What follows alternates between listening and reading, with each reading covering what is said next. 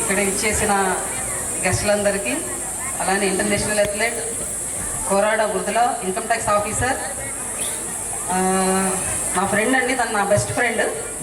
Income tax officer, international athlete కాకముందు తను నా బెస్ట్ ఫ్రెండ్. ఇక్కడ ఇచ్చేసిన ప్రతి ఒక్కరికి, పేరెంట్స్కి, స్టూడెంట్స్కి, ప్రతి ఒక్కరికి నా హృదయపూర్వక నమస్కారాలండి. శ్రీకాంత్ సార్ చెప్పేశారు స్కూల్ గురించి. నేను నా గురించి చెప్దాం అనుకుంటున్నాను. అంటే ఇందులో కొంతమంది ఇన్స్పైర్ అవుతారని అనుకుంటున్నాను. నేను అంటే ఎట్లా వచ్చాను ఏంటని చెప్దాం అనుకుంటున్నాను. నా పేరు సౌజన్య, నేను ఇంటర్నేషనల్ అథ్లెట్ అండి. నా ఏజ్ 14 ఇయర్స్ ఉన్నప్పుడు నేను స్పోర్ట్స్లోకి వచ్చానండి. చాలామంది ఏంటంటే 6th క్లాస్ 7th క్లాస్ ఉన్నప్పుడు స్పోర్ట్స్లోకి వచ్చేవాళ్ళు. కానీ నేను నా 10th స్టాండర్డ్ అయిపోయిన తర్వాత నేను స్పోర్ట్స్ స్టార్ట్ చేశాను. మాది గుంటూరు అండి, ప్రాపర్ గుంటూరు మాది. మేము 3 sisters 1 brother. మా ఫాదర్ ఆంధ్ర క్రిస్టియన్ కాలేజీలో ఎగ్జామినేషన్ డిపార్ట్మెంట్లో వర్క్ చేసేవాళ్ళు. చాలా అంటే మిడిల్ క్లాస్ ఫ్యామిలీ అండి మాది. చాలా చిన్న స్టేజ్ నుంచి నేను ఈ స్థాయికి వచ్చాను. అంటే నేను 10th క్లాస్లో ఉన్నప్పుడు నాకు ఎవరో చెప్పారండి, ఇలా స్పోర్ట్స్ చేస్తే స్పోర్ట్స్ కోటాలో జాబ్స్ వస్తాయి, స్పోర్ట్స్ కోటాలో మంచి మెడల్స్ కొడితే జాబ్స్ వస్తాయని చెప్పారండి. అది విన్నా నేను, అది నా మైండ్లో ఉందన్నమాట.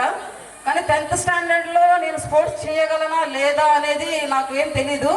కానీ నేను గ్రౌండ్కి వెళ్ళడం స్టార్ట్ చేశానండి. నేను 10th ఎగ్జామ్స్ అయిపోయిన తర్వాత గ్రౌండ్కి వెళ్ళడం స్టార్ట్ చేశాను అనమాట.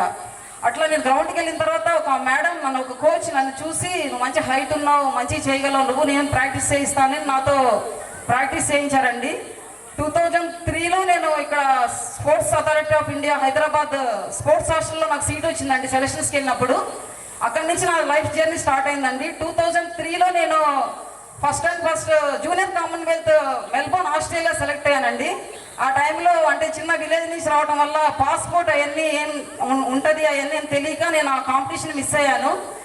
2003 నుంచి స్టార్ట్ అయిన నా జర్నీ 2014 వరకు అయిందండి. 2009లో నాకు జాబ్ వచ్చింది. నాకు 20 years ఉన్నప్పుడు నాకు జాబ్ వచ్చిందండి ఇండియన్ రైల్వేస్లో, సౌత్ సెంట్రల్ రైల్వేస్లో నేను ఇప్పుడు వర్క్ చేస్తున్నాను. ఐ గాట్ 3 promotions అండి రైల్వే జాబ్ జాయిన్ అయిన తర్వాత.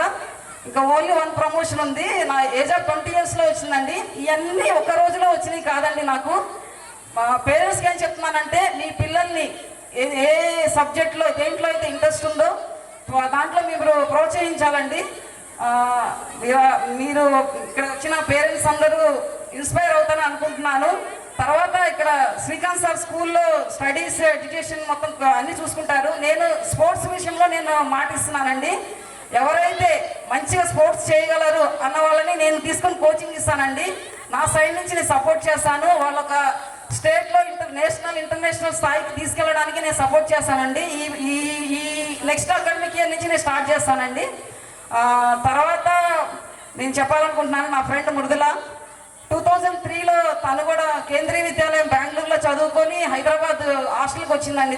తను నేను ఒకేసారి సెలక్షన్స్ చేసినప్పుడు తను ఎవరో నాకు తెలియదు, నేనెవరో తనకు తెలీదు. కానీ కాంపిటీషన్లో ఇద్దరం సెలెక్ట్ అయ్యాము. హాస్టల్ సీట్ వచ్చిన తర్వాత ఒక 1 year వరకు ఏం మాట్లాడేవాళ్ళం కాదండి ఇద్దరం. కానీ 1 year తర్వాత మంచి బెస్ట్ ఫ్రెండ్స్ అనమాట. తను ఎప్పుడు అడుగుతూ ఉండేది, ఎందుకు అంటే నేను చాలా అంటే నాకు ఎన్ని ప్రాబ్లమ్స్ ఉన్నా ఏమున్నా నేను ఎప్పుడు హ్యాపీగా ఉంటానండి.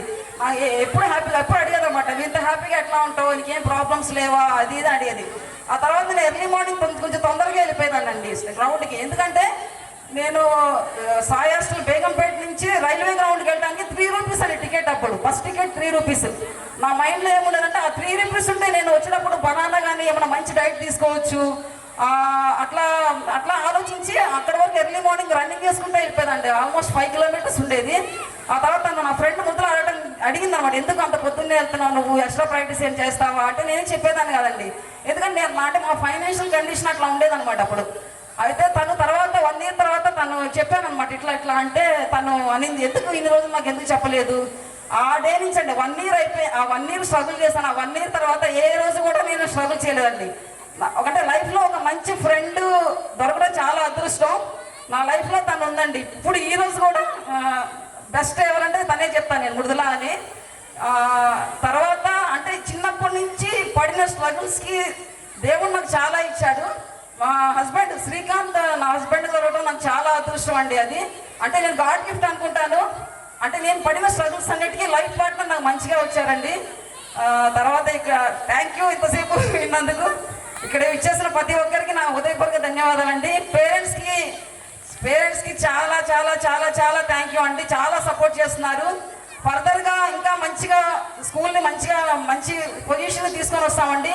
మీ పేరెంట్స్ మీ యొక్క సపోర్ట్ మాకు తప్పకుండా ఉండాలి.